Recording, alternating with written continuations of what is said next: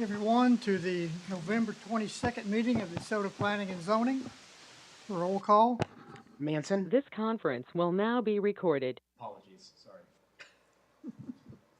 Manson, Garrett, Here. Templin, Here. Lane, Here. Milborn, Here. Schultz, Yes, here. Huggins. It appears Commissioner Manson and Huggins are absent. Okay. General business, approved planning commission agenda. Make a motion, we approve the planning commission agenda as written. We have a motion. A second. Have a second. All in favor, say aye. Aye. Aye.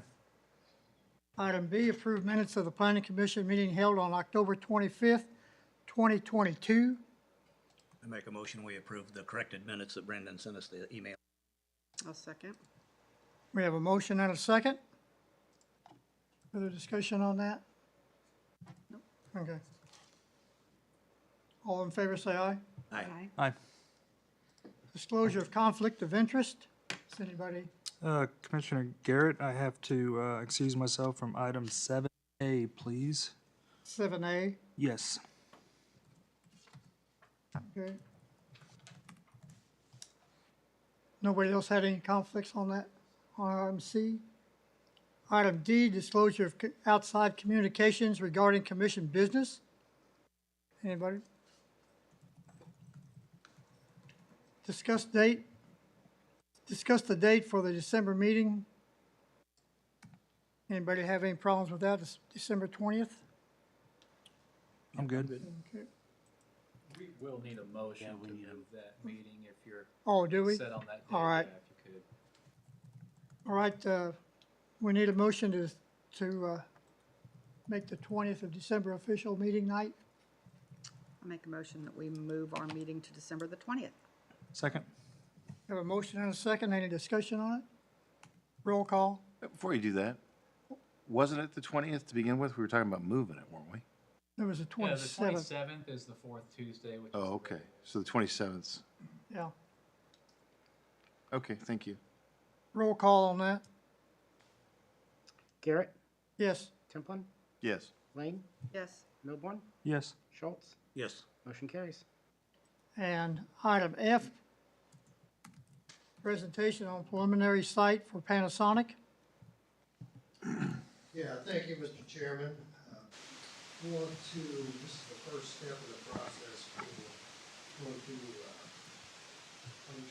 Panasonic site plan. And Mike and I and Chet will be quite a bit, and also Cameron Loeffler, building official, with the design team, and we thought it was time to roll out these preliminary development plans showing building footprint, some access, some roadway improvements, and then just an overall sort of giving you some comfort on what has been discussed, so we haven't really seen much of anything really until hopefully this evening, we'll start down the path of the beginning process where we've been working on, Mike's has been working on both myself on this.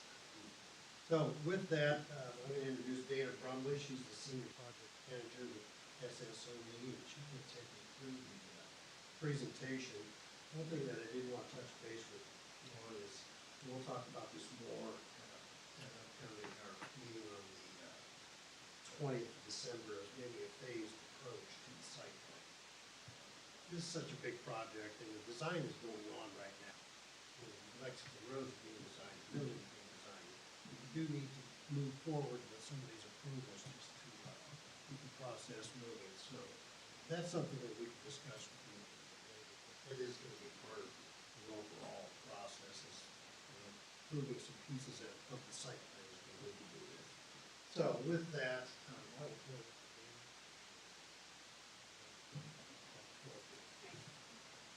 Thank you. I'm Dana Brumley. I'm a senior project manager with SSOE. We are the design company, engineer, and architect of record for the project. We're here also with Dallas, who is architect of record with our partner McKinsey.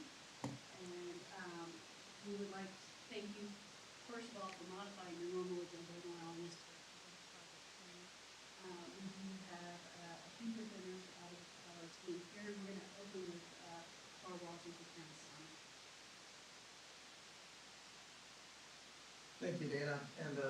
Commissioner, and then the members of the Planning Commission, thank you very much for allowing us to be here this evening. We recognize it's the night before the day before the holiday, and there's other places you'd probably rather be perhaps, but we very much appreciate the allowing us to be here and to take some of your time. By way of introduction, my name is Carl Walton. I'm the Vice President for the Strategic Initiatives and Facilities with Panasonic. I'm responsible for the construction part of this project, and very excited to be here this evening. We do recognize that time is short. We wanted to just give you a kind of a very high level glimpse of what will be coming, and obviously look very much forward to working together through this journey. You go to the next slide, please. We also want to just take a minute or two, and my time is very brief, but just a minute or two, just to introduce also Panasonic and a little bit of who we are, and there's other forums that we'll have to really get into a lot more of our culture and everything. That's very exciting for us. We will go through some of the preliminary design development items here, as well as I'll walk through this simple agenda here. And like I said, give you a glimpse of what we are planning on, have been planning on for over a year now for this new factory. Next, please. Very briefly, just the organization that we have. Myself, like I said, responsible for the construction arm of this project. We have SSOE with Dana and her team as the engineer of record. We've worked with them with other projects as well. A very well-renowned firm here in the U.S. Partnered up, obviously, with McKinsey and Allison will do this speaking to us here in a minute or two. We also have our construction management firm that will be helping us. As you know, Panasonic is not a construction company. We try and make batteries. And we are currently working through the general contractor selection process. That's in process as we speak. Just very briefly about who we are as a company. We are part of the Panasonic Corporate, very large company that makes many various different products. Within the corporate structure, we are part of what's called the Panasonic Energy Corporation, which oversees all of the many different types of batteries that we make. And we are the world's largest overall battery maker, making many different kinds of batteries. We started making batteries, I believe it was the 1930s, so for quite a long time. And I've been with Panasonic for 30 years making batteries. And more recently, the last 6 years out there in Reno, with the Gigafactory out there. With Panasonic Energy of North America, our focus is really bringing electric vehicles to the masses. We've seen with what we've been able to accomplish out there with our partners, the whole transportation industry is changing. The electrification of transportation, it is happening. It will not stop. And the innovation that Panasonic brings and the technology, especially in regards to batteries and the safety and all of that innovation, it's world class. And we are very much focused on building the world class operation here with the great support, obviously, in partnership with the CDP. Next week. Just a little bit about our operation out there. This is a little bit dated. There's a lot of solar panels now on top of the roof out there. But overall, the shape of the building is pretty much as you see it here. It's about 5 million square feet. The building that we'll be building here is a little bit under that size and not quite as tall either. Over the last 6 years, and we started production in 2017 in January, so coming up on almost 6 years now. It was rough. It was really rough. And there's a lot of lessons learned over the last 5 or 6 years that we've been out there. And we spent a lot of time, a lot of efforts, a lot of cross-functional teams that have been working with us to not repeat some of the, I don't call them mistakes, but some of the maybe not well thought out things that went into the factory here. And certainly it is our desire to make this, like I said, 10 times better, just a world-class operation. We've been partnering up with KDOT, the Kansas Department of Transportation, for quite a while now. Extensive traffic studies and road improvements and everything, just great support from KDOT and the entire, state of Kansas. So we're very excited about that. We go to the next slide, please. We're very excited about what we have done in Reno, but we're even more excited about what we'll be doing here. And we really are excited about making history here in Kansas, and specifically here in the city of DeSoto. We have a little video, if we could play the video now, please. Oops.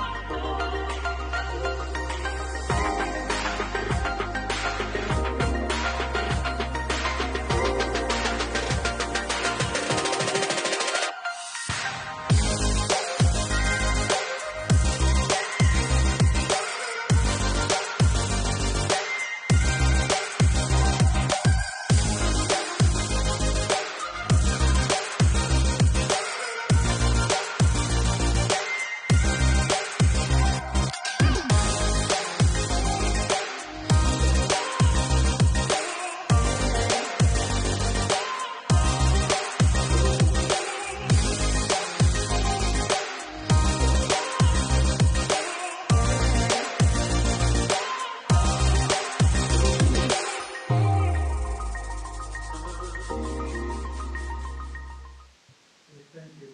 I'm trying to first, probably, but here again, just wanted to express appreciation for allowing us to present. We'll now turn it over to Allison. She'll go through some of the details.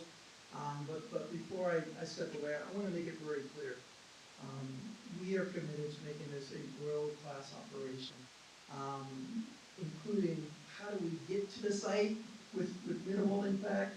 How do we get from the parking lot inside the building? Once we're inside the building, how do we do things efficiently? The level of automation that we'll have is just, it will be unsurpassed anywhere. So we're very excited about partnering up, like I said, with the city of DeSoto on this. We are not just building a building. We are building a legacy, and we're excited to be part of the partnership with you to make this happen. With that being said, we'll turn it over to Allison and a couple of those that will walk us through some of the details and show some renderings of what we're planning to do here with your help. Thank you.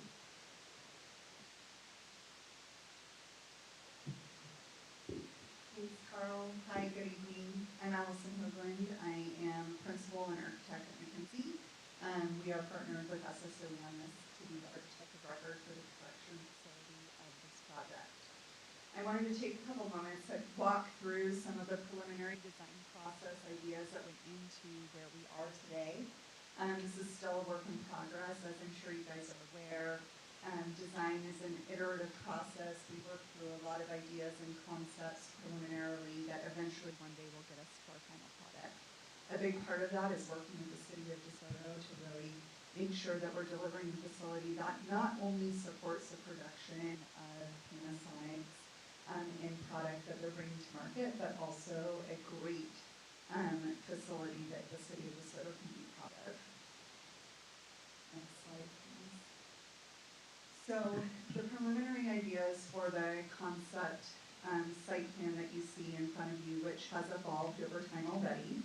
So this is one of the very early preliminary concepts that we started looking at how to bring multiple buildings onto the site and use the building structures that we would be designing to really work with the site and help provide some natural screening opportunities to some of the more utilitarian functions that need to be provided on the site.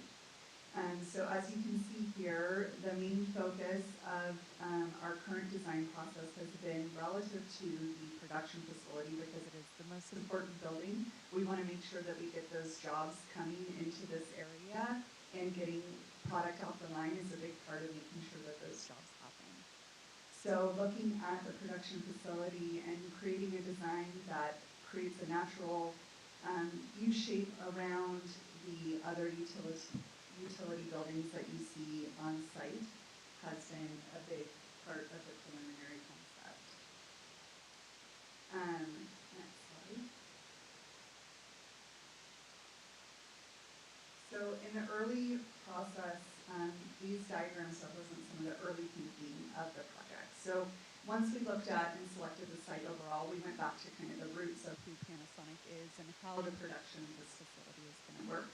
Like Carl mentioned, we've had a lot of lessons learned from the Gigafactory and what worked there and maybe what could be improved upon to create a more streamlined approach to the production of the facility.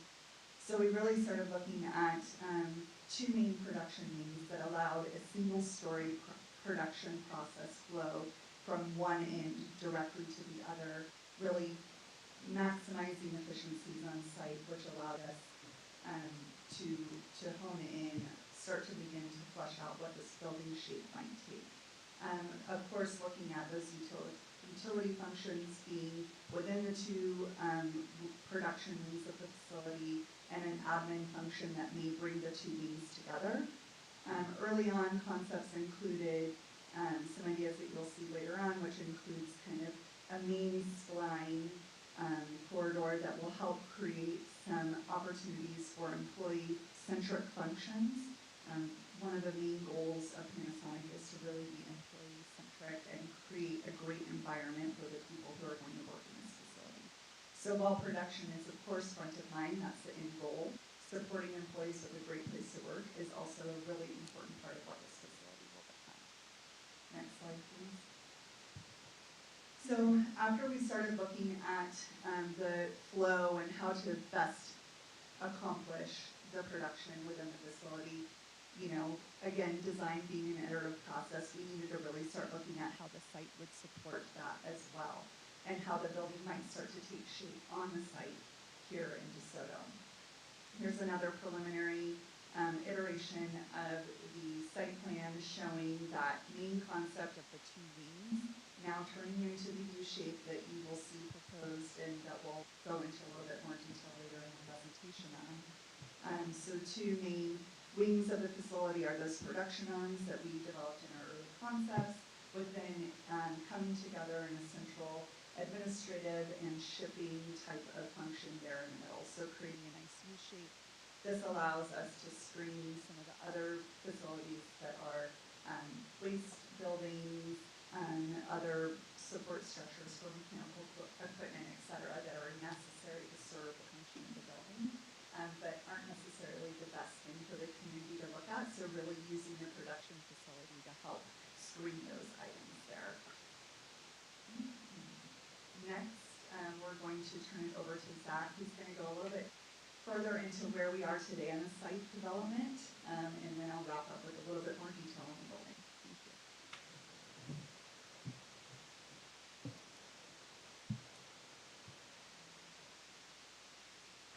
Thank you, Allison. Thank you, Commissioners. I'm Zach Smith. I am the Civil Department Manager for SSOE, Senior Associate with SSOE. I want to talk through the iterative process we've gone from the site layout. So I want to talk through site layout, specifically ingress and egress into the facility. Then we're going to look at a large picture of the grading, the mass grading operations you probably already observed, and how we're addressing stormwater and erosion control. And then lastly, I want to touch base on just the main utilities to and from the site that serve the facility. So first of all, we're going to look at site plan. As you're aware, the site is situated on that southeast corner of Dual Drive and West 103rd. We've been working since July with the KDOT team on what I call the regional improvements for the area. They are working on doing the design to improve roadway access from the Lexington, the three interchanges of Lexington, Edgerton, and then Evening Star roads along K10. So they're responsible for that design. We're working with them, one, to how do we best get traffic off of K10 and into the site in an efficient manner. So where my team has worked is how do we, as we get to the site, how do we get people in and out? So we've developed two main concepts. First off, as a civil engineer, I want to separate vehicle and truck traffic as quickly as possible to minimize those interactions and make a safer functioning facility. We do that two ways. So where we have been able to completely separate truck traffic, we have done so. The main truck traffic will enter in on the south side of Jewel Drive, and a trucks only entrance that will serve the east side of the facility with loading and unloading. And then we do have the shipping that comes off of the west with finished good products. That is the one area where we will have some limited interaction between trucks and vehicles. For day-to-day employees, we're utilizing the north and south parking area to facilitate the employees into the building, and to do that efficiently, we've added a main thoroughfare on the north and the south to get vehicles in and get them dispersed into what we call the three areas of the parking, because that's what Allison will go into. There's kind of the three main employee entrances into the facility. One of the desires from Panasonic's learnings out at the Reno facility was that there's not a really good interaction between vehicles and pedestrians when employees are leaving and coming to work. I'll use the word hodgepodge. And so we really took that desire for them. How do we separate it? So that's why we did these central splines on the south and the north part of the parking areas, so that's where the main traffic routes, and that there's minimal traffic interruption as the employees are walking from their vehicles into the facility. So our parking layout is utilizing a lot of one-way traffic, there again to minimize traffic flow and interactions with pedestrians. We are finalizing our internal traffic study for the facility that will help me work with Panasonic on their employee counts and where the employees are located in the facility, so that we are providing the right parking to those areas, and then also seeing when those employees leave, how are they going to disperse out, and which driveways will they be utilizing. So we'll have that forthcoming probably in the end of December, that will be part of our submittal process to you. Next slide, please. So here's just a high level of utilities, just so you're aware. We're going to serve the facility with a main potable water service line. It's the darker blue line on the bottom and on the north. That will serve a fire pump house on the facility, where we will have a pressurized fire loop around the facility with fire hydrants, space per an international fire code, and then we will also have fire services into the building. We're working with our mechanical team and our fire design team on where those will need to be. And then the last thing, we will have a sanitary sewer service that comes off there in the middle corridor, catches all the sanitary and industrial waste flows, and then connects to future public sanitary improvement along Ford Creek. And we're working with the city's consultants, HDR, on those improvements. Next slide, please. So lastly is the mass grading plan for the site.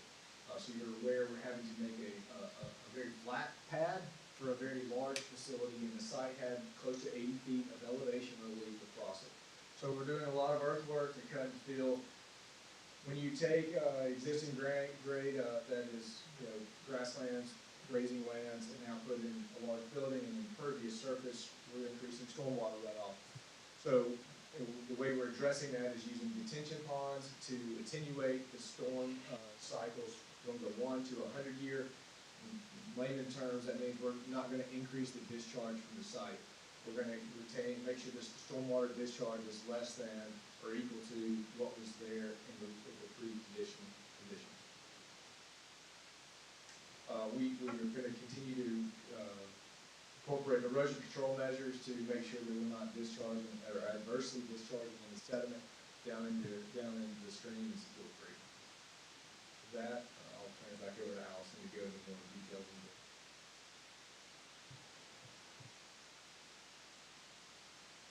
Thank you, Zach. So you can go ahead and go to the next slide. Thank you. So of course, as we've been developing the site, we've also been working hard with Panasonic to refine the interior portions of the building and really, again, focus on some of those main ideas that were started at the very beginning of the design process. So as you can see, as we continue to develop our plan, that U shape has been maintained throughout the design up until this point. And either wing, just to explain a little bit about the process and how the plan works, the raw materials are coming in on the right-hand side of the plan here in the orange areas that you see on the very end. Orange kind of represents the shipping function within the building, so that's where the raw materials are coming in. All of the green areas are those manufacturing functions throughout the facility. And then those come back together again in the central portion of the building where the final product will use the facility. All of the yellow highlighted areas are corridors for employee circulation throughout the facility. And as you can see on each wing, we've maintained that core concept of the spline that serves those employee-centric functions. Because employees are such an important part of driving this facility, creating spaces for opportunities for those individuals that work here to take breaks throughout the day and take care of themselves is of a very high importance to Panasonic. So these are areas such as, of course, locker rooms so that people can change their clothes, break rooms, small grab and go areas where somebody can grab a quick bite to eat, and also things like mother's rooms or other types of facilities that really anybody that works here can make sure that they're taking care of their needs throughout the day. So that's in a nutshell the first floor plan. Another opportunity that we looked at is the need to bring in a second story into the facility. If you want to go to the next slide. Although most of the production is happening on the main floor of the facility, a lot of the second floor that you can see here in the gray is mechanical type spaces that will support that on the first floor, what's happening on the first floor. This created a unique opportunity to also help support the individuals that are working in this facility, get them some opportunities for exterior window and daylight opportunities, and create some more of those employee-centric areas to help support the facility. We wanted to make sure that that was something that we are providing, one of the lessons learned, I think, from the Gigafactory. Okay, next slide, please. Of course, what you all are probably very interested in is what this facility is going to look like. We are knee-deep in developing elevations for this facility, and this is just a massive representation of what the building is starting to take shape of, but not intended to represent what the final elevations will look like. As you saw some of the earlier pictures of the Gigafactory, here we've really taken the opportunity to look at a form and function layout of this facility to really drive some preliminary breakdown of the large elevation overall, so that we're using the spaces within the facility to create articulation that will naturally occur throughout the facade and break down that facade so that it's not just one large expansive blank wall. We're paying close attention to the development standards that you have published in your code and understanding that they weren't necessarily written for a building of this scale, so how can we provide the same intent of those articulations and architectural features that are written into the development standards at the scale of this facility. So being able to use the program to really drive some natural steps within the facade will help create a breakdown in articulation that is more appropriate for the overall scale of this facility, where some smaller articulations will definitely get lost from a distance. We're also paying close attention to screening. As I mentioned multiple times earlier, we're using the building as a natural screen for some of the more utilitarian functions of the facility, but we're also ensuring that we're placing the building naturally in the site, using the grades to our advantage to help screen anything that is on the roof as a result. So we're really looking forward to continuing the evolution of our elevations and bringing those with us at our next meeting to really get into a little bit more detail on how these will evolve.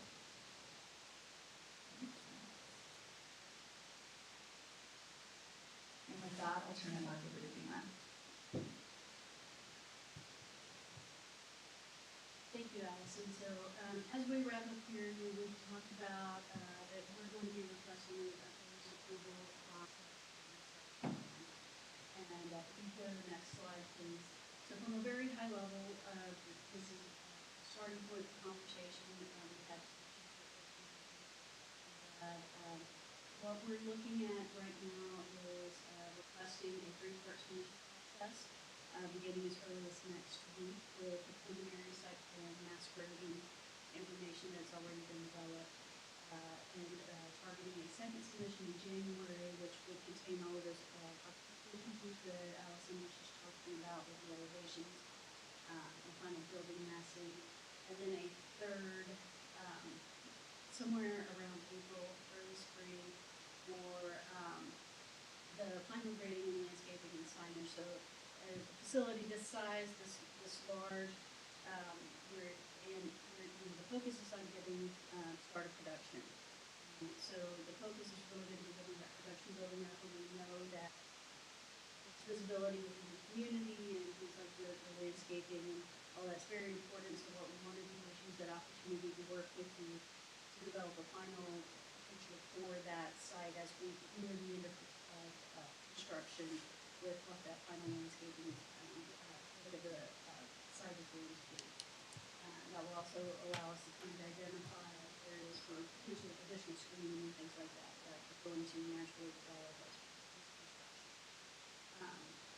And our understanding at this point is that that this will be all provisional approvals, but understanding that the first provisional approval will also proceed into our committee and design reviews with that. So that's currently our understanding of the process. We know we need to work with you to develop that. We have your checklist. We're going through that checklist, and our goal is to identify where each of those elements in the checklist will be submitted, so that we'll give you a packet that says, here's the first submission, so you'll know what to expect in the second third as well.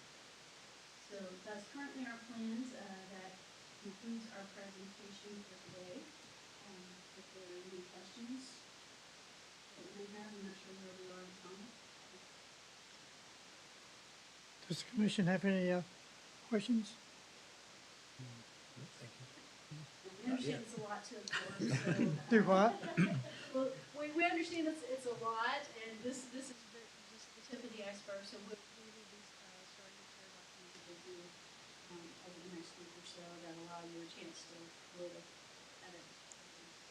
Okay.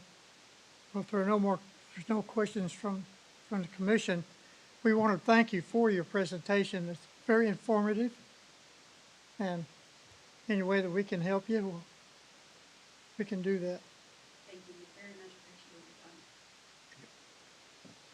your time. Mr. Chair, if I could just add to the phased approach, I think our code does allow the Planning Commission to accept a site plan application before all the details are vetted out. And as you know, we have given conditional approvals of site plans on a much smaller scale. So procedurally, it works. You know, the approach works. Staff's in agreement with the approach that was outlined for you here this evening. But practically, it makes a lot of sense. The enormity of this project is such that the Planning Commission, for you to absorb and really review what you're charged to do in terms of looking out for, you know, the community's best interests, the partnership's best interests, and in furtherance of everybody's common goal, it really makes sense to review this thing over a period of months in bits and pieces, in parts, and also from a staff perspective. Just the amount of review time and detail and minutia that needs to be accompanied development of this scale makes all kinds of sense, and it's our strong recommendation to proceed that way. So that is at the Planning Commission's discretion. So we will come at the December 20th meeting with that recommendation for you. And if you have any questions about that, happy to discuss that in more detail. But again, I would echo the chairman's sentiment. Thank you very much for the presentation. And, you know, Carl, I thought Carl was really going to get in the corporate culture of Panasonic. And the more we learn about it, the more excited I am about the project. And it's not just the project; it's the generational commitment to building people before product. And I've heard that come out of Carl's mouth before, and they live it. So these 4,000 employees, these are careers. I mean, so this is really an opportunity to have transformational change for the benefit of everybody involved. That I think will make meaningful improvements to the quality of life of the region. With that, that concludes my comments, Mr. Chair. Thank you. Mike, I've got a follow-up question for you. So our process of our site plan review process that we have in our code, is there an action item we're going to need to take in order to facilitate this? Yes. Okay, so that's for the next meeting for us to do that, and you'll present us with appropriate. That's right. Okay, Yep. that's great. Anyway, once again, thank you very much.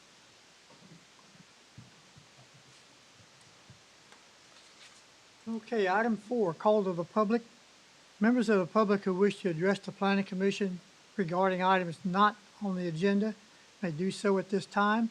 Any presentation is for information purposes only, and no action will be taken. Is there anyone in the audience that would like to come before the commission and ask questions about what's going on or concerns that you might have?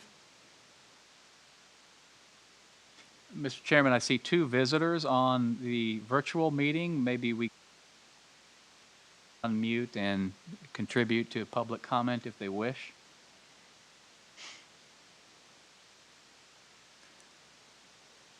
I see no takers. At this time, we'll close the public, call to public. Item number 5, public hearing considering the future land use plan. Brad? All right, thank you, Mr. Chairman.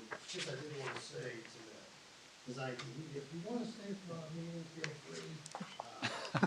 If you want to stay and do business outside of Panasonic, that's perfectly all right. But you won't have to stick around. Thank you. All right, thank you, Mr. Chairman. We talked about updating the future land use plan for quite some time as comp plan evolves, and we're actually charged with doing that annually. He's reviewing the comprehensive plan through this process. And I guess one thing that I wanted to just point out as I was sitting there listening to this presentation was 1 year ago, the day before Thanksgiving, I sent out rezoning notices for the Flint development. So you think about that moment in time, what we've been through as far as rezonings. The Panasonic project was, well, we're in good shape, we're finalists for this thing, now here it is. So this next year is probably gonna be even more exciting and interesting than this previous year that we just went through. It's gonna be an interesting time, not only for the Sono, but for Johnson County, equal parts too. So, anyway, future land use plan really began with our housing committee as we started looking at ways to look at different types of housing, and all these things are going to be necessary to bring the Panasonic employees here, have them live here, as many as possible, and also to solve or help solve as much housing issues as we can. And one thing that we looked at was the existing land use plan. And if you look at that, maybe if you can kind of look through or start that. The existing plan shows a lot of retail along Lexington corridor, and then a lot right up the Henderson Road interchange, and also some Evening Star. And then a lot with that is mixed-use development, which really is a catch-all for us. We're not quite sure what we're gonna have. In fact, when we adopted this comprehensive plan, actually this plan was put in 2019. So, and this was before COVID, before this big influx of delivery services and all sorts of things that have changed in the landscape of how retail goods are delivered to consumers. This was our plan. This was also before Panasonic was even an idea that could locate in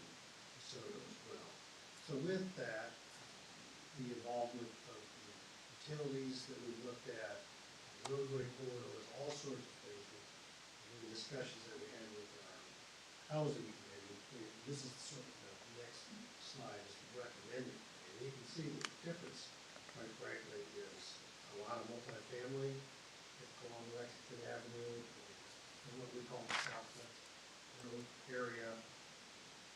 It also encompasses the entire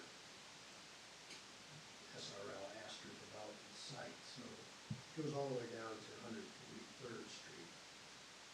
And so the northern part is part of the land use, but we haven't addressed that southern part of the council's an agenda item is it's the remaining part of the former heavy ammunition plant. So, but we're looking now right at the development of the Southwest Road area. What's really going to happen in that area south of K-10, north of 103rd Street, and Lexington and Venus.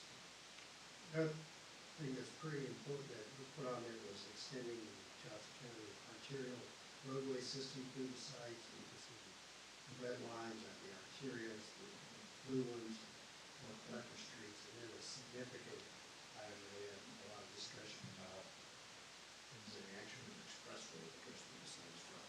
It starts at Eagle Star Road, and as you can see through the site, it lines up Egerton Road as south. Now, what's the status of that? It all starts with the line on the map. This is one thing that, at least from our judgment, it's certainly subject to change in the county planning staff. KDOT is also looking at completed planning study for this project. So there's still a lot of moving parts, but the first step in the process really begins with the SODO and our land use plan, where we want this potential expressway to go, not where all the other powers and other people that might influence that design. So this is something that we put into play on the future land use plan.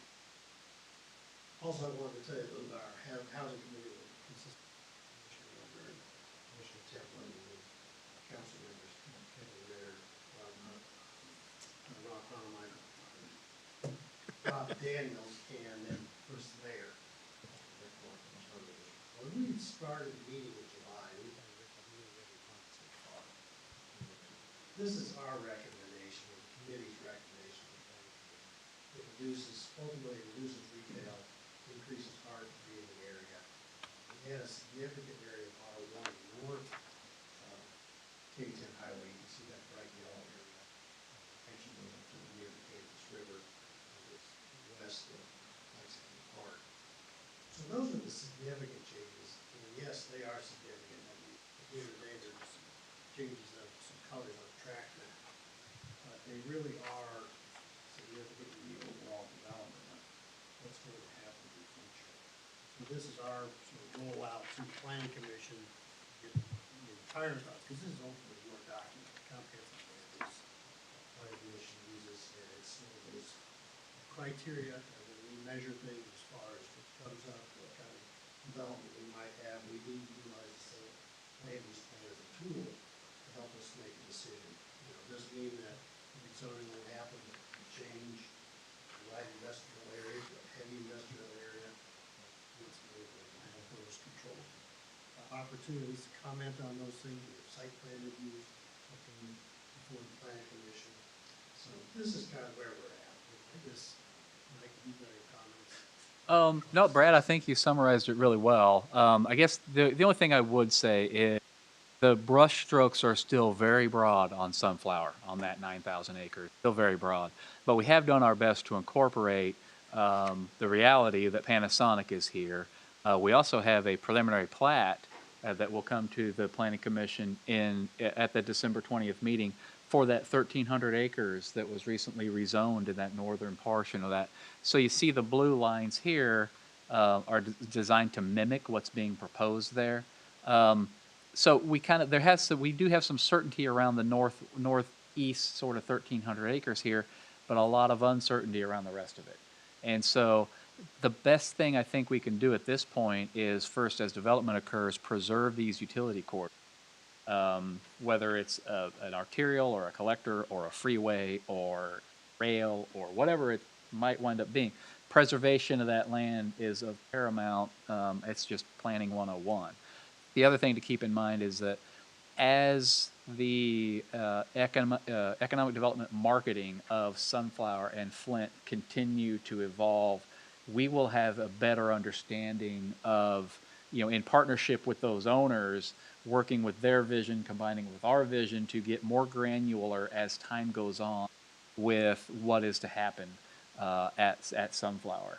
It's a massive annexation. It could be a whole other city. If you've seen, the counties had an area plan, community park, for a generation now.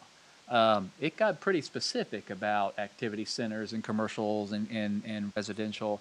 I don't know that we're ready to get that specific yet, but we will be soon. And we have not made a practice of revising our future land on any sort of regular basis, on an annual basis, or even 5 years. I think the previous one to 19 was a 10-year. I mean, it's been a while. I think moving forward, you're going to see these sorts of revisions. I think it only makes sense to adjust our vision as the reality on the ground occurs.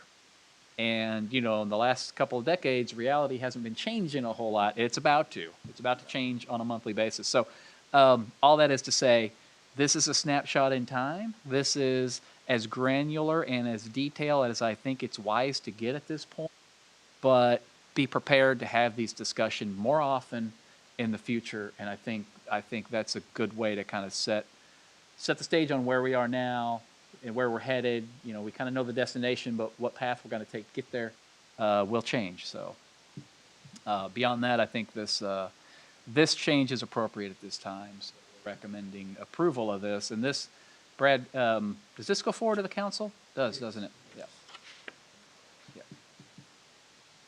Yeah, 'cause it's rolled up into an overall copy. Right.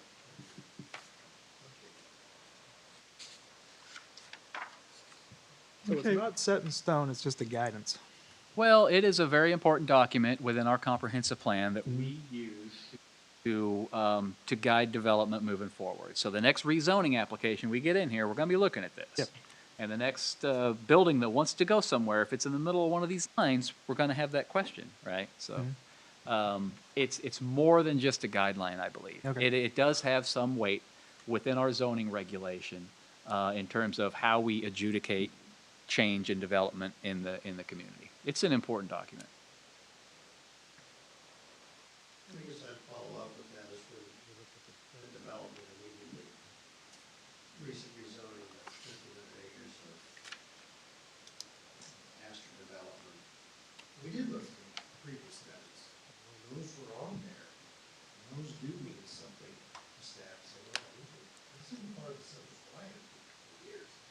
So, what's changed? Is there anything material that needs to be updated, or why would we go against something that's been collected in the consciousness of the planning commission, city government for 20 years or more? So these are the type of things we're going to be looking at in the future.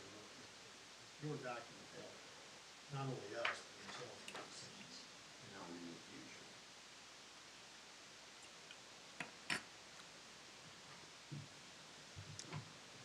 Well, this is a public hearing, so anything else? This time I'd like to open the public hearing. Do we have anybody out there who'd like to make comments or questions or? Nobody's online? Nobody online. Seeing none, we'll close the public hearing. Anybody have any questions? Well, you sent Justin and I to sit in on these meetings, so I'll give you at least my take on it. To me, I think that it came a number of principles, and that's where it's reflected in this map. One is that commercial and retail most logically is located near the interchanges. You probably aren't going to put giant apartment complexes at those spots. You probably ought to encourage those to be for commercial and retail. Two, multifamily should probably be pushed more towards thoroughfares because you have a lot more traffic there. And so you'll see that reflected in this map, that it's more towards the edges of our main arterial roads. 3, you can't just build a giant apartment complex in the middle of a field and expect people to be happy with that. It needs to have some sort of orderly development. You need to reserve land around it to serve those people that are gonna live there. And so you'll see that we've got several places of multifamily or commercial that are sort of interspersed in there as an opportunity for that to develop, as opposed to just having a giant block of multifamily. 4, I don't think that there's any serious commitment on the part of the folks that are developing Sunflower to build a lot of housing out there. So we've really kind of had to focus of, well, what do we control and what can we do in communities? And so you'll see that reflected in this map, as well as some infill development. We've talked a little bit about that, but there's not a whole lot we can push that. But the notion is you want to build those opportunities that do connect to town, and you can't expect this developer to go build a giant housing complex in the middle of the plant area. That's probably not going to happen. And finally, to propose a plan that encourages development of the plant area, which is the thoroughfare, and that would be a build out in an orderly fashion. And I think, to me, and Justin, you can correct me if I'm speaking out of school, but after those several meetings we talked about it, to me, that's kind of the way that this boils down on this map. Oh, yeah. Yeah, I agree. Everything he said, I agree with. I mean, we spent those meetings together, and I think we kind of hashed everything out we need with the thoroughfares and the arterials and where the multifamily needs to be. Roger's right. It needs to be on the roads like you have it laid out, and I think we got a pretty good future land use update to recommend approval. On that, looks like your freeway coming north to south. That's going to exit there at 143rd Street. I don't think we know. Well, I guess the thinking there is, well, first of all, that's our development area for our comprehensive plan. It's also going to be subject to some city limits. So really, it wouldn't be, I guess, prudent for us to presume what's going to happen in Johnson County and then further south in Edgerton and there may connect to the interstate, which is why we brought in KDOT to help us with the equipment. Because there is discussion about connecting south. So we're sort of doing our part of what we can control. And I think part of this is to at least give a pretty strong message that we're encouraging that thoroughfare to go through the plant property as opposed to going around it or outside it and interfering with other areas of potential future development, but there should be some designation of this property to help facilitate that connection. Whether it ends up being there or not, nobody knows. They've been talking about some kind of road north and south for 30 years. It's the 22nd Century Parkway now. Would that be a thoroughfare that Panasonic would be eventually using to go south? Well, yeah, I guess, I mean, ultimately it's going to be for the entire Sunflower site, not just Sunflower itself. I-35 corridor is becoming busier and busier. It's a highway. It's sort of really spine of the country. Cannabis, so this connection really sort of solidifies, begins to, it's kind of like that outer loop on the East Summit side. Be that extra lane now, and that's what we're talking about here. Like, 22nd Century Parkway, but that's kind of, this is another iteration of that, but the location I think is more feasible. And the timing is appropriate as well. Does anybody have any other questions? Think of anything at the moment. Appreciate your input on that, Roger. Yeah. Helpful. It was several meetings. You did. I'm glad you did. Well, at this time, then, would entertain a motion to send this to the city council. Make a motion, we recommend approval of the future land use plan as shown. I'll second. We have a motion and a second. Any further discussion? Roll call. Yes. Yes. Yes. Yes. Yes. Okay, item 6A, update on solar ordinance. All right, thank you, Mr. Chairman. As stated, we've been talking about this for quite a while, and the process is to review the county's ordinance, tailor it towards things that are going on in DeSoto. That would also be under municipal control, so in their view of how planning should occur is different than municipalities would look at things. So we took the best and applied it to DeSoto. But one thing that was important that we met with City Senator, Mike, myself and Chad, and we wanted to sort of confirm things that the City Development Group was telling us as far as the processes that they wanted to engage in, the fire code things, all those things, because the county's the one that hired outside consultants. They actually hired a couple to help them with that. We just kind of wanted to confirm that everything, the information that we've received through Savion, and then also the information we talked about, power grid, and all those things, we just needed some confirmation outside of what we knew and what we've been able to read and inform ourselves on. And I feel pretty confident that what we proposed is pretty reasonable, and it will meet the standard of process of forthright and open, and come up with a standard that meets DeSoto's concerns versus just working with a developer or development community and saying, well, what do you want to make it work? I think there's areas that we push back on, I think are important that you all know about.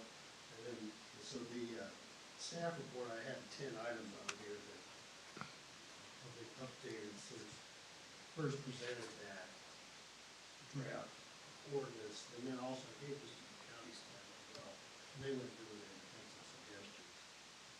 I thought it was pretty good. I think the first thing that we wanted to do, and I put in here, and probably along with Mike and Jeff and Patrick on this, is to really define this area that we want to.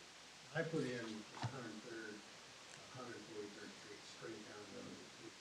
That's the area we want this to be. Whether it should be a legal description of this area or depending on describe it. I think that's something that staff can work on between now and present this for adoption. But that's something that we wanted to make sure it's at the sunflower union.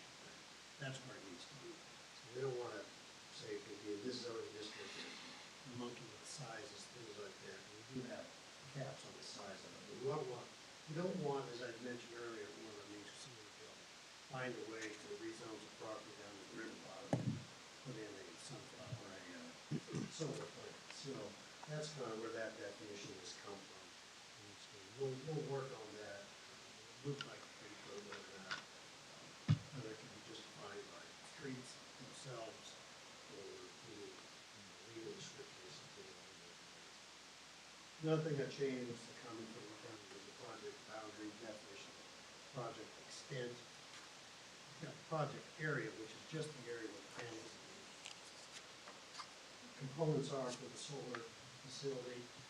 And then we've got project extent, which includes wildlife corridors, roadway corridors, setbacks, all the screening, things like that. So the project extent area is bigger than the project area. So we need to clarify that a little bit better. One thing we talked about planning commission is the development agreement that has a payment in lieu of franchise fees. We have that in there. I don't know what those terms might be, but it's something that will be negotiated between city staff and hopefully city council, the developers, to the company.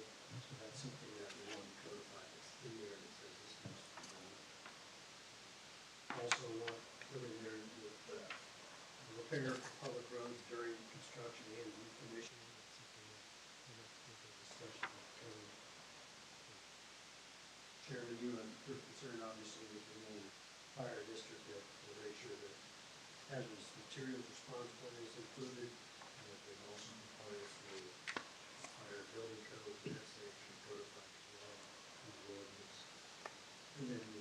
length of term is something that's still a little bit up in the air. Our suggestion, probably the county's 4 years, a provision for administrative extension. Certainly, something that the council always has the ability to hold that permit should there be some non-compliant issues. But 30 years seems to be pretty, I don't think that's, they talked about say they wanted 40 years, and I thought, Mike and I kind of concurred, and Carol kind of stuff there.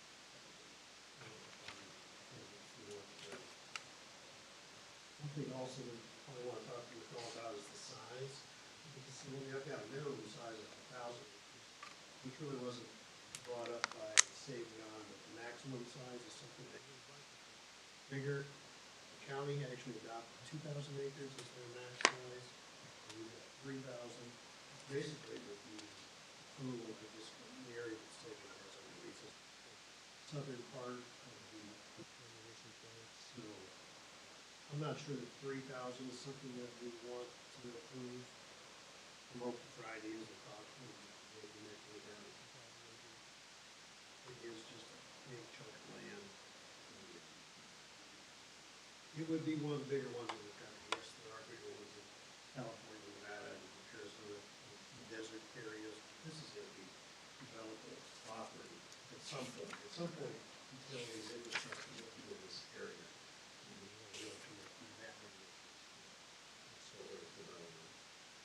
Nothing is 150 foot, took out that half mile distance from running over Johnson County, replaced it with 150 foot minimum setback. And then we also have provision for utility road corridors must be part of it. It needs to be part of the overall plan that is acted out. It's not part of the project area, it's not a project extent. And then something that also we need to talk with Patrick a little bit more is the surety for decommissioning. One thing the county staff brought up to us was all these companies like to have a line of credit instead of a bond itself. The problem with the line of credit is who's offering that line of credit could change, sold, business. So we need to tighten up some of the language. How we make sure that in 30 years, if this thing is actually decommissioned properly, and that there's money available. Citizens, so pay for remove.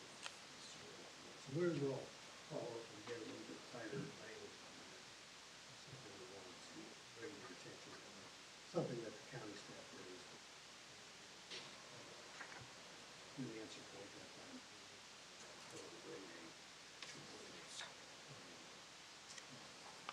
Regulation for the city for planning commission.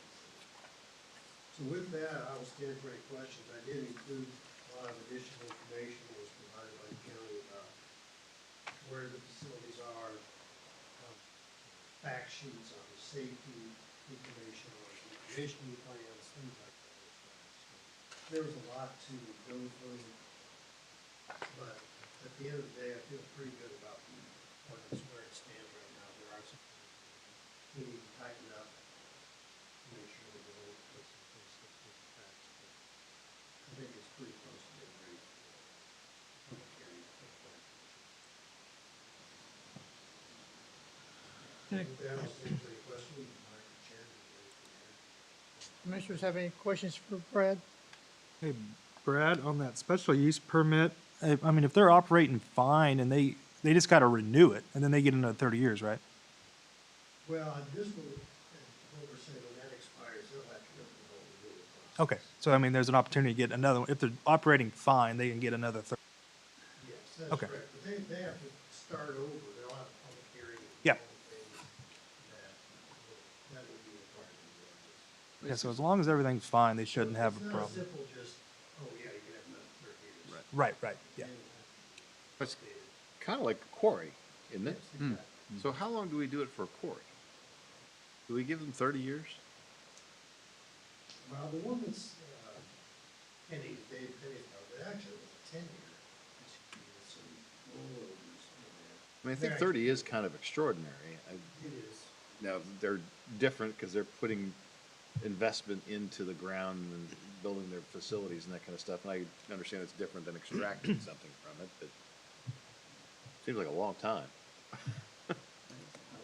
It's certainly something we can discuss with everyone for years. My other comment on this is just as random. I have no feel for whether 2,000 or 3,000 is appropriate. I did note that the expert that the county retained was comparing it, the ones they compared were all 2,000 being the largest ones they had, so I don't know that we necessarily need to. Expand it, that's Make my the wheel here. feeling as well. From day one, I've been against the 3,000 acres. Right. I think that's a lot of ground to tie up. It is, yeah. That's the way things are booming out there. So it's 2,000. But 2,000. I guess the question is between the two. I'd probably rather have Well, 2,000. KCI is looking at putting in 2,000 up by the airport. Yeah. And like Brad said, the county is, what, 2,000? Counties are looking at it. That was in 2000. Actually, their planning commission recommended 1,500 for But I just think, I think we're making a bad mistake right now, Tying up that land. I tying up agree. that land. And I don't like it for 30 years either. That's my thought. With the growth potential we have, I don't have a problem with knocking it down to 1,500. Where you guys feel? We need, It's I so don't have a random to problem me with it, but we between need to 2,000 take care of DeSoto first. We need to look out after DeSoto first and its residents. Exactly. Yeah, well, to me, that a lot of that got taken care of in my mind by saying that anybody that's gonna do this is gonna have to come up with a development agreement that's gonna provide a benefit to the city. Yeah. And, you know, obviously that puts trust in the city governance at the time to cut a good deal, but at least we have that in here. It says that you shouldn't do that unless we have that. So I think that helps. But, you know, as far as the size goes, I don't have I'd agree. I think 3,000 is a little heavy, but I mean, 2,000 seems reasonable, but I think we have that note in there about the utility and road corridors. As long as we stick to that and keep that, you know, available to come back and say, hey, you need to change your site up, then I think 2,000 is probably the top end. Realistically, what, even if they are giving us money to do this versus another big company coming in there, what is the balance? I mean, is that gonna balance out pretty evenly or not? That's a very difficult question to answer because. Depends on what goes in. There really isn't much impact. After it's constructed, and if we get some reasonable franchise fees or something like that, that's just revenue that goes right to some coffers. If it's 1,000 acres of apartments, and we've got a lot of residents, we've got roads, utilities, all sorts of different things. Now, flip side, those residents can spend money buying things and generating a lot of money. I guess I've not done And any research on it. anything else will be generating property tax because of the equipment and stuff that goes on there. This Up is- from that. You talked about, is this 10 years, Mike? Yeah, there's a state statutory abatement for solar arrays, which is 10 years property tax. So that's kind of statutory. They don't pay any property tax for at least 10 years. And then after that, you're right, the equipment wouldn't be taxed. So there, you know, not much. So that's why it's important, you know, the agreement Right.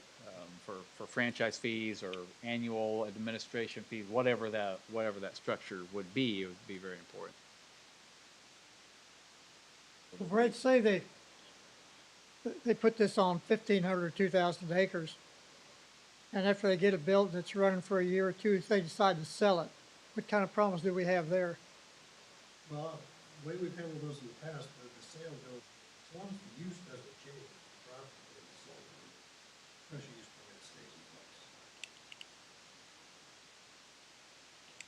It doesn't have to be that way, but that's the way Well, that's the way use we've done permits it. have been. Yeah. What protects us the best in the future? Well, I think the best thing that protects us is making sure that they operate within the standards of the agreement. Property that's sold, transfer ownership. Certainly is something we would want to know. It does require, I think, our approval on some of those things. At least with Torrey, Dave Petty changed, he didn't sell to Torrey, but he changed the management company. He called the firm that was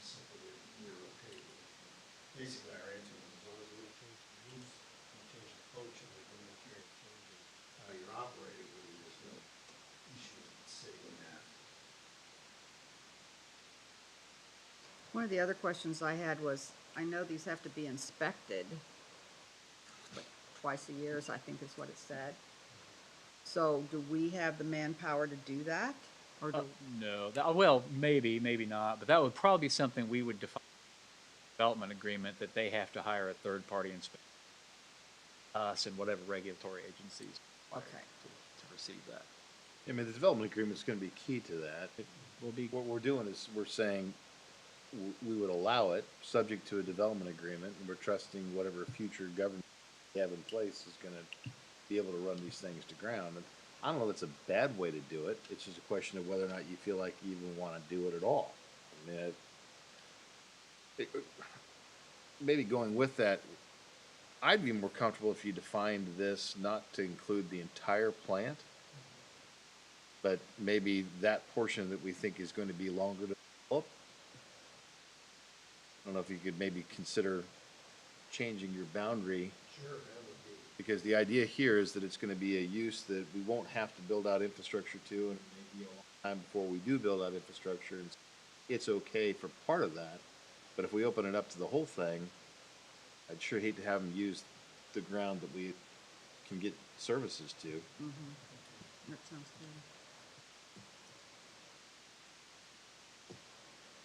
and that speaks to the term too. Yeah.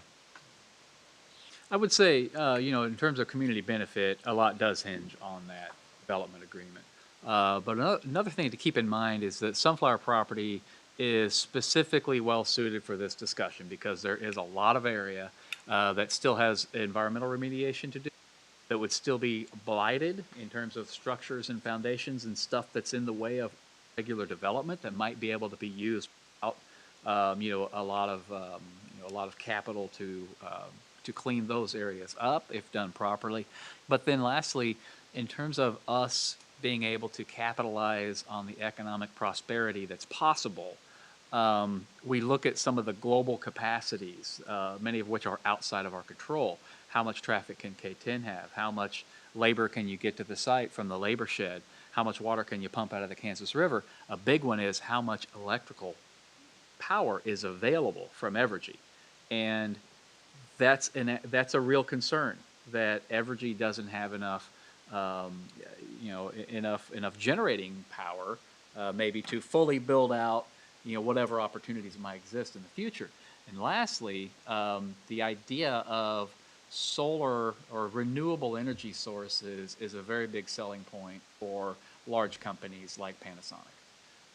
You know, Panasonic has a corporate goal of working towards zero emissions company-wide, and they're serious about to pay for that.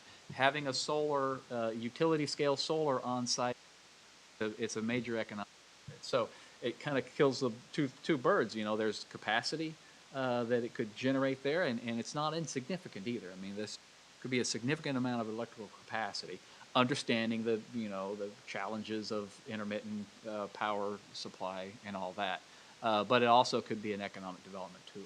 And if done properly on the right areas that won't gum up works for the other opportunities that are out. You know, I think it definitely could be beneficial without the types of negative impacts that these types of things might have in a more dense area. Have neighbors. You know, these things are in the desert. There are no neighbors. There's not a lot of spots around Johnson County or eastern Kansas without neighbors in some places. With the size of the roof that the Panasonic buildings are gonna have they even considered putting solar on top of there? I haven't heard that. Don't know that they wouldn't, but They mentioned they did that in Nevada. Yeah, that was Tesla doing that. That's a pretty good chunk of roof up there. Just curious. Haven't heard it mentioned. You know, I might offer a little better guidance on your development agreement language.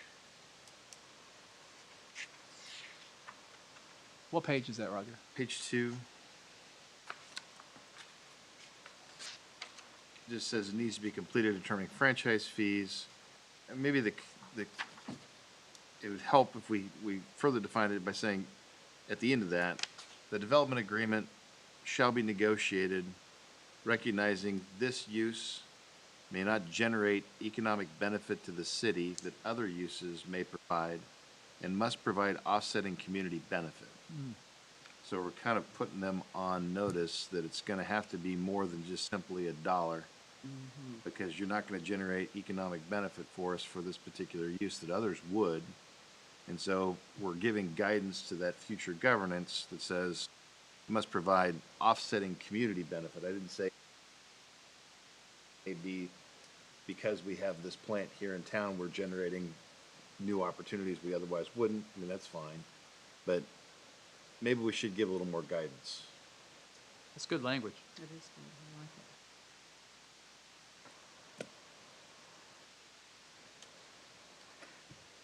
it. Are there any other questions for Brad or Mike? I have one question that just popped up. If we reduce the amount of land that we're willing to give up, well,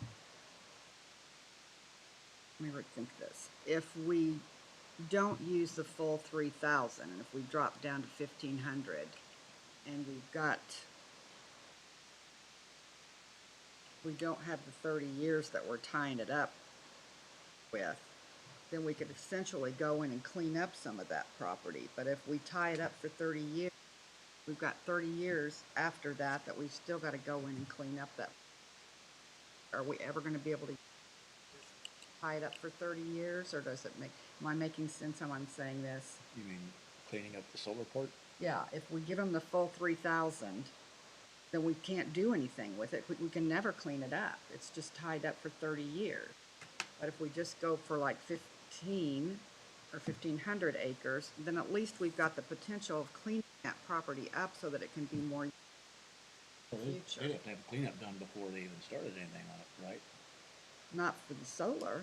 Well, there's three Correct. types of cleanup here we're talking about. Yeah. So you're talking about remediation of the solar field after the expiration of the use. Is that what you're talking about? Well, I'm thinking if we don't, yes, because if we just shorten the term and shorten the amount of land that they can use, then we can get in there and clean it up. If we give them 30 years, then 30 years later, we're still going to have to do remediation before we can ever use that. Well, yeah, it'd be 30 instead of 15 years.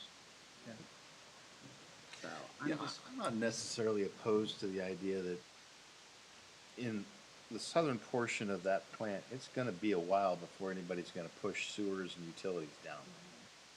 And so if there is a use here that's gonna be essentially a temporary use or something that's just gonna hold that spot, I don't have a real problem with it. And the question, I guess, is do we think it's 30 years or 20? I have the same problem with that I have with 1,000, 2,000, or 3,000 acres. I just can't even wrap my head around it. Isn't that south end of it, that's where all the old powder bunkers are sitting? That was just storage. The storage? Right. Yeah, housing storage. And a whole bunch of little white buildings down there with. Yeah, so the other Berms two around types them. of cleanup are the environmentally hazardous remediation. The Army is doing, and it will be done by 2020, if all things hold as promised. And then the third is just demolishing all the structures. You know, those bunkers will still be there. There won't be any, there won't be any hazardous materials in them, but they'll still be there, and they'll still be an impediment to regular development. But that might not be such an impediment to a solar field. So that's the difference, I think. Does anybody know what the output of 2,000 acres? How does that compare to that shortage that we have on power? I can't remember off the top of my head what that number was. One thing that, some of the things I've read is, because the solar panels are getting more efficient, you know, 1,000-acre solar field that's built today, that's generate this much energy, that 1,000-acre solar field in 5 to 10 years might be able to generate twice as much energy. Yeah. So panels are getting more efficient and better. My units might be wrong, but I think what Savion has said is that a 3,000 acre, maybe it was, would generate 400 to 600 megawatts Okay. of power, and Panasonic Building 1 is needs 285 megawatts. That might be kilowatts. But that's the general, so Panasonic's 285, Ford is 600 potentially. Okay, so if we said 2,000 acres, that would solve the problem What problem? of power out there. Is that be accurate? Well, I mean, I guess I'm just trying to get an impact. that's the of- general order of magnitude, I Okay. think, that we're talking It about. tells Don't me quote something me the on that. county wasn't willing to go 3. I don't know why we would want to encourage more than they would. Because I just wouldn't Hell, want I'm not to. I just wouldn't want to hamstring us and say 2,000 when we would have needed 2,500 and would have solved the problem. Oh, okay, okay. Yeah. I don't want to give the impression that there's a problem with Well, yeah, no. Panasonic's power, Yeah, no, I or know. even if there's 2 Panasonic. Yeah. It would be the future, You're right, right, right. if something else came in, yeah. Yeah, it's just the point Mike was making. I mean, it's just another source of power that would be on-site, would be nearby. Certainly be a perfect use for where that solar energy would go. Mhm. Evergy is still the power provider for this area. Well, we always have the option of, if we limited it at 1,500 and then we feel like there's no problem and it's gonna be okay, we could always, somebody else could come in later and put in more. Right? Yeah, they're If it's good. If there was anybody else interested in it, Well, yeah. or if they were interested in expansion. Mhm. So they'd have to get another special use permit. Okay. That's no problem. Nope. Just thoughts.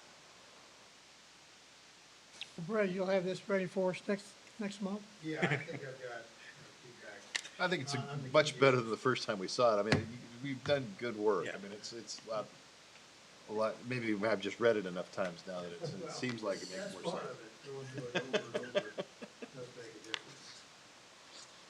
If you would, at the next meeting,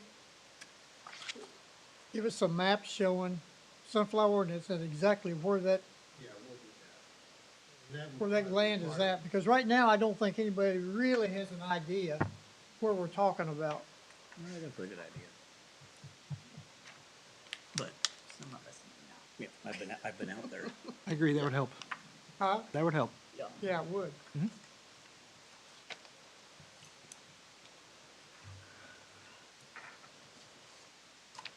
If there was, I know one time we had an environmental cleanup where we $7,000 for that environmental cleanup of some bill that we had within. If there was an environmental thing with this, who's responsible for all the cleanup on that? Is that gonna be city's responsible for that, or what would be the deal? On Well, on the solar property. yeah, where the batteries are and all that And that stuff. would be the company that's there, wouldn't it? Be their responsibility? The owner, the city wouldn't Yeah. come under any legal liability for environmental Like remediation. if Engineered Air had some kind of deal or, I mean, certainly the regulations require them to fulfill all code requirements, federal laws. You know, I guess the problem would be is if they went ahead and violated them, Yeah. what guarantee do we have that we've got money to clean it up? And I suppose that's the decommissioning money and the sureties that we're talking about. Okay. I'll take that. So we have any more questions for Mike or Brad? I was gonna pull up a map of the latest annexation. Rob reminded me of it. The council just annexed 2,600 acres of land on the last 2,600 acres of sunflower. And so for a visual, I thought I would just pull up this map here. So this shows in green, this whole green area, the lighter green, is the 6,300 acres that we annexed last year. And then the darker green is 2,600 acres. And so that goes from 127th Street down to 143rd. So kind of as I don't know if that helps, but To me, if you define the area as south of 127,000 acres, that seems pretty comfortable to me. okay. May not be what they want, I don't know. Yep. But I certainly wouldn't want them to put up at 103rd. Okay, I just, yeah, I thought that was a good suggestion to visualize that.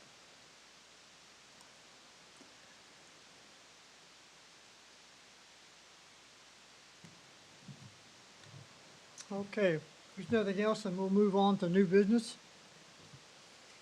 Consider final plat for the Wildcat Plaza. All right, thank you, Mr. Chairman. What you have before you, the Mount Wildcat Plaza. We'll note that, I'm sorry, Brandon, note that Commissioner Milburn Yeah. left the room. I appreciate that. We do our meeting, so Never happened to you before, has it? Only every time. You can put him at the top next time. Really, this is a formality as far as the property, because it's split into two lots. You know, the property is over 2 that actually includes the site plan as part of the zoning process or zoning agreement that, and that locks down all the locations, uses, parking, all those types of things. So really, this is just this flag is filed with the county, in that case, property lines, easements, things like that, other poultry as far as the nature, as I said, it's 2 lots, and there will be some easements that the city council has to accept, but it's pretty straightforward at this point. If you have any question, I'll certainly stand for them. Chance to review this document and not vote as well. So it does meet our requirements, and we recommend final plat of the Wildcat Plaza. Any questions for Brad? We're not gonna have a problem with, the drive coming out of that location to the, on the Lexington, or just west No, of the- yeah, we talked about the site plan, or, phase when we approved the site plan. Yeah, the sight lines are good both directions. Okay. And then one of the things that was, I can't remember who asked it, the water running down the west side on the tracks and then goes under the bridge down there. The drainage, you mean, Drainage. or the, okay, yeah? There's no problem there. No, we, yeah, again, the site plan, approval, we looked at that. There's a stormwater detention that does discharge into a culvert pipe that runs east under the railroad. Okay. Yeah. Yeah, I think that's fine. That's all good. Okay.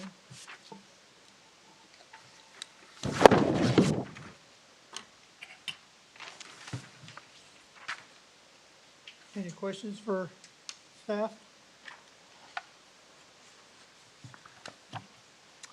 Would entertain a motion? I make a motion that we approve the final plat. Second. We have a motion and a second. Any further discussion? Roll call? Yes. Sorry, Milburn, sorry, I need to speak up with my name. I heard Excuse me. N at the end of the name. Yeah.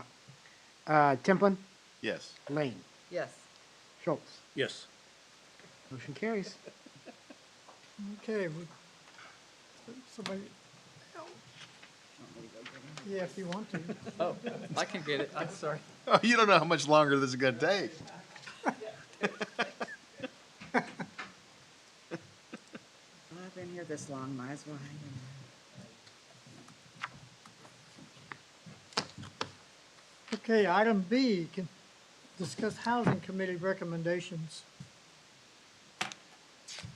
All right, thank you, Mr. Chairman. What we have for you is another series of recommendations from our housing committee. We gathered to try to figure some ways how to come up with affordable housing.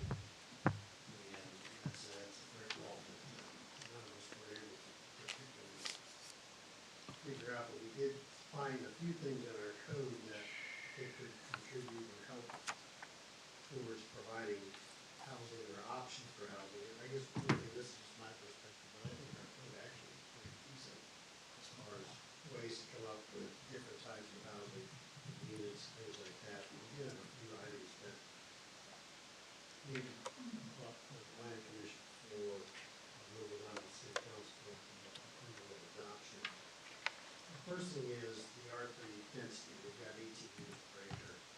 And we suggest changing it to 4 units per acre. If you look at the Cape Tanner apartments, those are actually 18 units per acre. Two-story buildings, really ultimately 24 units per acre out allows an additional floor. So while it sounds like it's a 25% increase, there's some packing of people in there.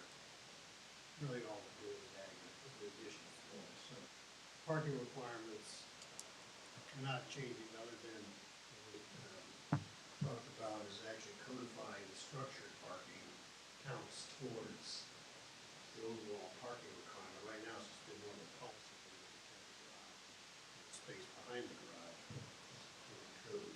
So that, as far as something that we covered towards the overall parking. We did wrestle around a little bit with the parking, but it's really, I don't think our parking is out of line with any of the formal requirements. Reduction that we could, which would help save costs on the development is balance against people want to potentially force people to be farther away from their apartments, or the park, things like that. Just didn't think that that was going to be sort of a bullet that would help reduce costs for developing property. So we didn't really change the parking other than suggesting that structure park count for the overall parking total. Another thing that just, because I went through a lot of different items in our code, extended stay hotels, we talked about even room sizes for hotels to make them a little bit smaller. So that, I mean, our code doesn't have that language in it, but there is sort of a movement toward more efficiency types of hotels and smaller spaces. It's really help keep costs down and allow for to meet those minimum requirements. One thing that did come up was we do have a 28-day requirement for motel stay. And with a lot of extended stay hotels, I mean, people have lived there for quite some time. And so felt like that was something we ought to remove from our requirement. On the flip side of that, we really have no way to enforce that and know whether or not somebody's been there for 28 days. So maybe we want to keep that. If there were a problem, you could point to this, but. As long as they're paying their bill, what would be the issue? We can. Not a problem.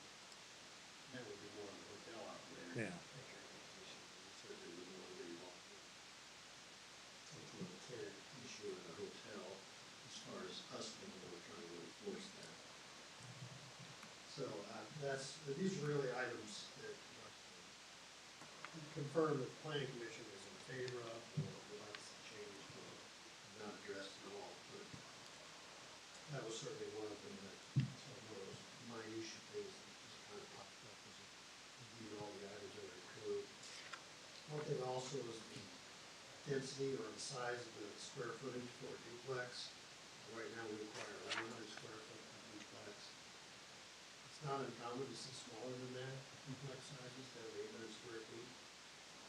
So we could change it to that, or one thing this Steve Chick and I talked about quite a lot, is to remove that square footage requirement and just use what the building code says. Now, the building code doesn't say for specific square footage, but it does say you have to have a kitchen, living space, 2 bedrooms, and a bathroom. And then we would let the architect and developer figure out how to do it at 600 square feet rate. Yeah, it's 950 or larger. It doesn't require a minimum size. So that's something that, a little bit of feedback. So there's really, does sound kind of odd to not have a minimum square foot requirement, but the code does require, like I said, separate kitchen facilities, restrooms, 2 bedrooms. Some of those living bedrooms space. are so small already, Brad. I know, but that was sort of one of our gists of writing it together is how can we come up with costs for developers to come up with reasonable priced rents. Unfortunately, with inflation and property values, land costs going up, it's just. I guess what I'm afraid of, and I think our committee was like, it's just gonna get swallowed up by anything that we can do as far as making more, I guess, development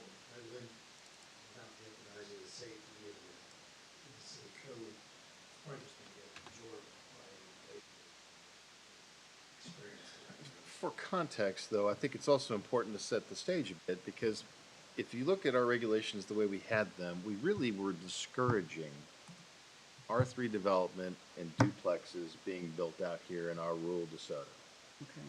And so, if you recognize that we need to change that we need to encourage more opportunities for lower cost housing, then the things we had in place, like 1,100 square feet minimum for duplexes, kind of discourages people from doing it. The 18 units per acre discourages anybody from building any larger complex than a two-story. And so maybe those things don't fit what we're doing today, and if we want to encourage people to do that, then maybe we ought to look at these. I mean, the 24 units per acre, as I recall, we talked about several of the cities that have, I think Shawnee and Lenexa both allow that. Yes. Yeah, it's right in line with our neighbors. Why they have those tall apartment buildings. I don't have a That's how they're problem with doing that. Them dinky do, good heavens. I think Brad's I right, don't though. like living in a closet, Well, I so- agree, I agree. But, you know, that may be a better option than having people living in tents and chicken coops, which may be the other option, or having large RV parks. I But- don't like that option I mean, I also think that, I mean, people, they need to live in, you know, economical housing, and we need to get out of the way and not say, well, I don't want to live in that. Well, fine, but somebody else might want to live in that. So I think Brad is right on that we just need to follow the code. Or Lenexa or You know, what are their Shawnee. standards? Well, actually, and I don't quite remember what those communities have, but Shawnee actually, as I recall, didn't limit bedroom sizes, and they had some square footage requirements. Most of the others kind of let it rip and said, let it go to the development community. I know it's getting ridiculous to build stuff now, but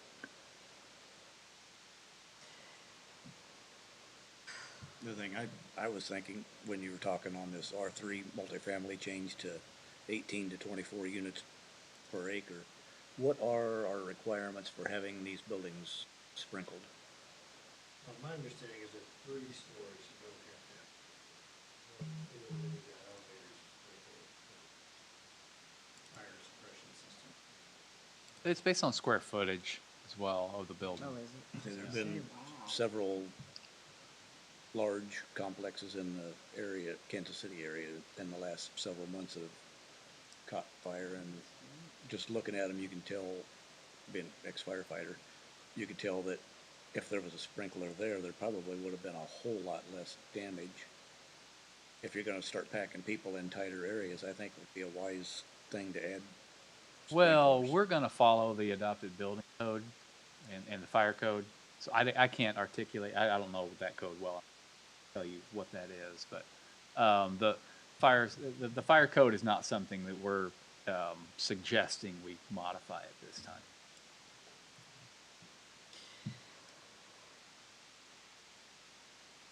I mean, the other option is to encourage people that need that kind of housing to live in another town. So if you don't want to be in that business, I suppose you have people we have.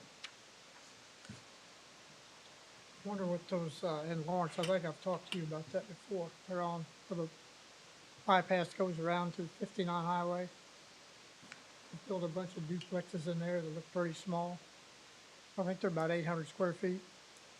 With no character and no trees, and they You know painted what them I'm all talking about bright, then. just horrible looking things out there on the highway.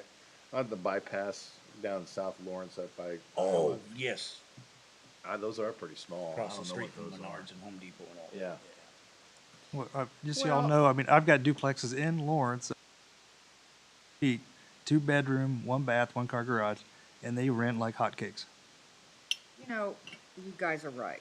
Just because I don't like it doesn't mean that somebody else may not like it. And if it would fill the need, it's not gonna be like that's the only options they have. If they wanna go for that, then that's their personal choice.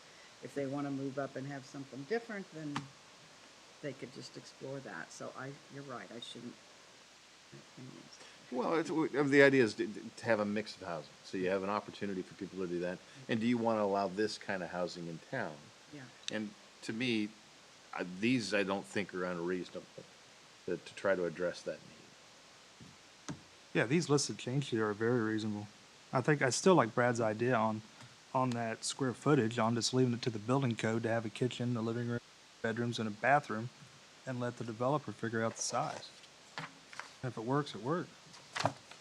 2 bedrooms? I don't remember discussing a number of bedroom minimum. Oh, okay. Might not have been. For a Yeah, duplex? You're right, Mike. It doesn't talk about bedrooms. Oh, okay. But we are talking about an R2 district, so that's why. Okay. I made that reference. Now, considering the fact that my son lives in 400 square feet and my daughter lives in 700 square feet, I wouldn't want to live in 800 square feet either. What, since we're talking about small things here, those veterans homes that they, Tiny homes, yeah. right. So what if we had a little area for that? I mean, how big are those things? Not much bigger than a shipping container. About the size of what Bob put underneath his carport. Probably the size of Rex's apartment. So why don't we think about something like that? Well, inside, have you ever been inside one? I just see from what they do on TV. So until you actually go inside one, all you have basically that's walled off is a bathroom. And the rest of it's all open. But they have a whole community over there now. We take stuff over to them all the time. So, yeah, they're pretty small. Yeah, I don't think it's a bad idea, but to vet out, it's just a completely different product. So there's a lot of not just form and function, but use concerns and issues to work through with something like that. Yeah. I think would go way beyond what the housing committee was thinking about. But it is something to consider. I think it's a much broader issue, though. Yeah. Just a thought, we're gonna go tiny, but. Yeah. Yeah. That addresses a homeless population typically. It's not typically something that you're going to get a lot of interest from the development community coming in and as being a marketable product that can be plugged into a business plan. Yeah. Usually it's addressing a specific need. Okay, scratch that idea. No, I don't. Keep it. Yeah. Keep it, but. Well, they're filled up over there in that community now. Sure. Yeah, I mean, there's not a need for that, but you do need to if you're going to do that, you need to be mindful of, Where we're gonna put it. well, of just what the intent Demographics. is. Yes, Yeah, yes. what the need is that you're addressing. Okay. There's a couple other things I'd like to address. One, kind of brought it up, was RV park. And we do have regulations that are going to allow RV park. So when I did some research on, surrounding communication, that's what we done, RV park. One thing that did come up was adding potentially into heavy industrial or with a special use permit for RV parks. I think part of that also is just because of all the parks down at St. Paul. I don't know if they're interested in care, but we thought, and where do we put this? Where do we put it? It's only one to build an RV park. And there's really not very many places where you can even let it go. At the time, the Jones property that was the only vacant 13 piece of property, which is south of the 95th Street, kind of part of water tower. So that was just something that came up, because we do allow it, I think, for the M1 and C2 districts. But it really hurt to allow it in the C2 district. Once again, this is minute, find anything that might help solve some of the issues that we're gonna have as far as, employees, workers on the site. And a lot of this is more of the construction type Yeah. stuff. So I've actually, several calls, not a whole bunch, but a lot of people call and say, is there anywhere around that I could look an RV at? Including Lake, Hillsdale, that's about it, anywhere that's close. But you may have 10 years of construction. It's not just the Panasonic, all the other stuff that's happening out there. I mean, it would be great, I think, to have something like this out there. I think there's only one RV park in Johnson County, and that's in Shawnee on Johnson Drive. And it's been there for ever. I don't even know where that is. You know where Harker Grove School is? Yeah? Right next door. You kidding? I didn't know that. Go by it, you don't even know it, do you? Wow. Learn something new every day. Down in Cherryvale, right across from the Amazon, they've got a huge RV park there that they built for the people that, while they were expanding, and also for the seasonal workers. And they've actually got some little tiny houses in there too, Well, down in Cherryvale, Kansas, right across the street from the Amazon. yeah, if something There like used to be this, a little golden book building. something like this encourages the use of some of the sunflower tract to help house the people that are gonna be, need to be there to help build it out. I think it's worth doing. So do I. And once again, you know, most of everything that I've heard from with sunflower is that they're gonna be pushing in more light industrial. So really this change of adding S and N to category is probably not too much, but just thought it might be something that if they had a large chunk of property that they were going to have as thing to, would it not be reasonable, at least with special use permit, you think that time frames on 3 to 5 years or something like that, that gives us some ability to. So they don't have to have water or anything like that. Yeah, they would have to have water and at least have a location to pump their after, weekly or something like that. They would have water don't have to be hooked up. I'm not a camper, you can tell. Well, you'd wanna have water. I'd definitely, if I'm gonna camp, I did it one time and Then I guess finally on here is proposed of town overlay district. They talked about was enlarging that area, most of it's considered rural areas of the city. You can see hatched area in red is the current area that we allow for, and really what it does is allow for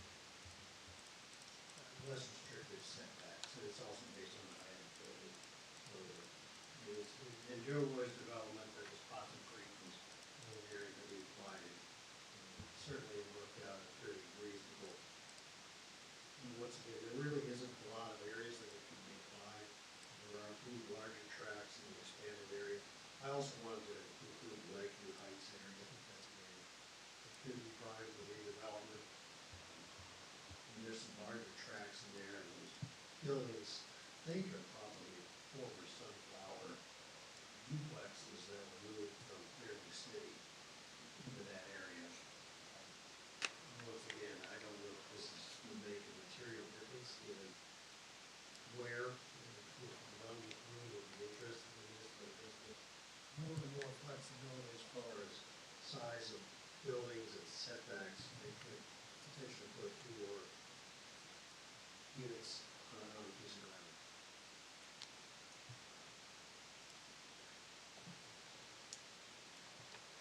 I really like it. I mean, I think this is the best place to encourage redevelopment to help solve some of this problem. Is gonna be places we already have streets and sidewalks and water and accessible services, and it's better here, I think, than sticking it out in the middle of the fields. So if to the extent we can encourage redevelopment of those areas to help serve that need, I think that's a good thing. I do too.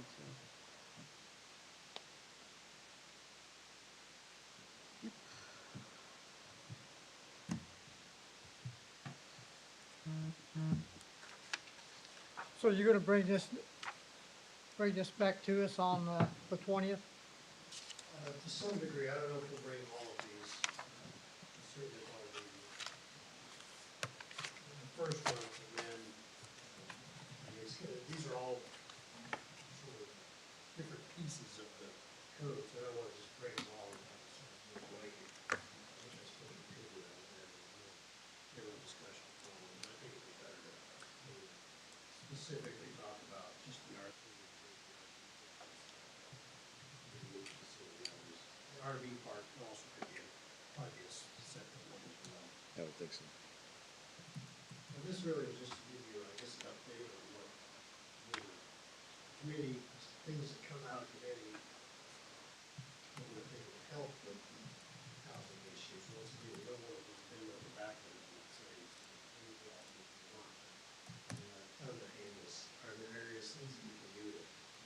development and change our regulations, so we're not too heavy-handed, put more emphasis on the development community to solve the problem, not make our code be all development issues. So this is what we come up with so far. Just want to bring out speed on what consensus.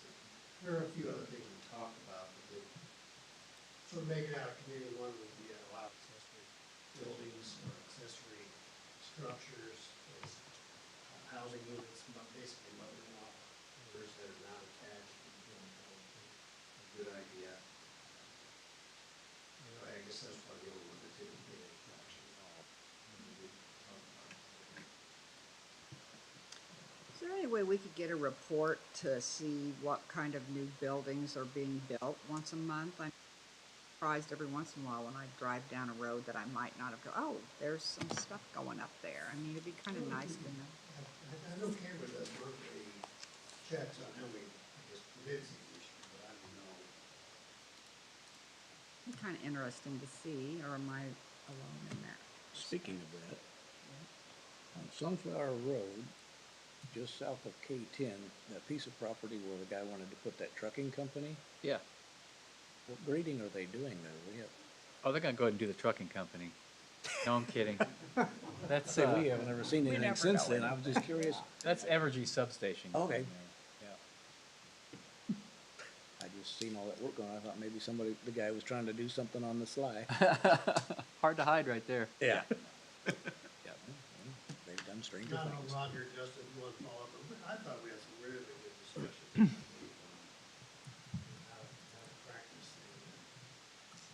Because we have shortages of housing, obviously, but not, even before Panasonic, we had some issues with housing stock in the soda, to make sure we have as many options as possible. So I don't know if we really follow up on it, but I felt pretty good about the discussion.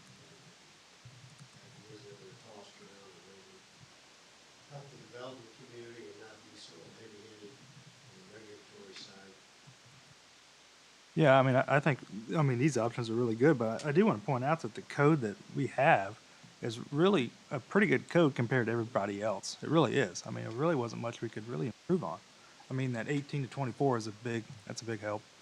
And then that size of the rooms, but overall, and then development in DeSoto is a lot easier than Casimo, Overland Park, Lenexa. So, I mean, really, I mean, we're in a pretty good spot to begin with. So we're really refining it and making it easier too. So. Yeah, I don't think it's ever going to be a discussion that's ever over. You know, as we continue to kick it around, I'm sure there'll be more things that come up. But if the goal is to try to create an environment where you are encouraging people to develop housing that's going to address this need, then it's going to be different perhaps than what we had in the past because we didn't have that need. So where are the differences? And I think these were pretty obvious ones to talk about. And I don't think they're necessarily bad things. No. Yeah, the committee's really done good work. Really, really has. We've met 4 times and we'll be meeting again. When? Did we decide? December? That's the one that moved. Yeah, Well, here, yeah, that moved. Yeah, I can't remember. Anyway, so we have a few more 13th or meetings to do, so. We talked about the 21st. We've always been doing them the Wednesday after planning. Right. So now, Okay. No, But yeah, we've covered a lot of ground, we really have. And you know, the whole framework of it that the points we wanted to hit, we've hit. Good. You know, I think we're in a good spot there. We appreciate that. Yep.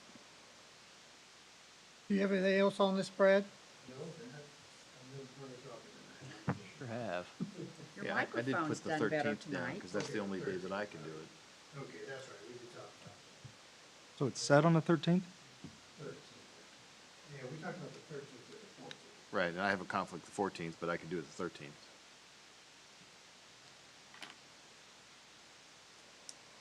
So I hope you do it on the 14th so I don't have to go. There you go. What time was it gonna be? 5 is what we've been doing.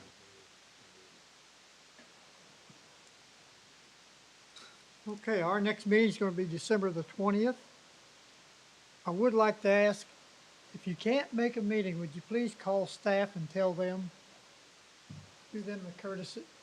I will say Commissioner Huggins Do, do what? Commissioner Huggins did tell me that he was not going to be. So Todd's the problem, basically. I did text Todd, and he apologized that he failed to notice us of his absence. Let him be a lesson to us all. What happens when you're not here? Get picked on. Yeah, you make him chairman. Oh, Yeah, I was like, you get volunteered for stuff. Well, if there's nothing else, then, like I say, December 20th is our next meeting. Staff have anything else they want to bring up before we close this? No, sir. Not this staff. I make a motion, we adjourn? Second? A motion Second. and a second. All in favor, say aye. Aye. Aye. We're adjourned. Happy Thanksgiving. Happy Thanksgiving. Yes. This conference is no longer being recorded. She has influenza A. Oh, bless her heart. Hang on a minute now, Bob. I gotta stop the YouTube video. Influenza A is what she's got. Let's see if I can Admit do her. it. Here we go. Is that different than what Well, there's two main Yeah. types of flu, And- A, B, I don't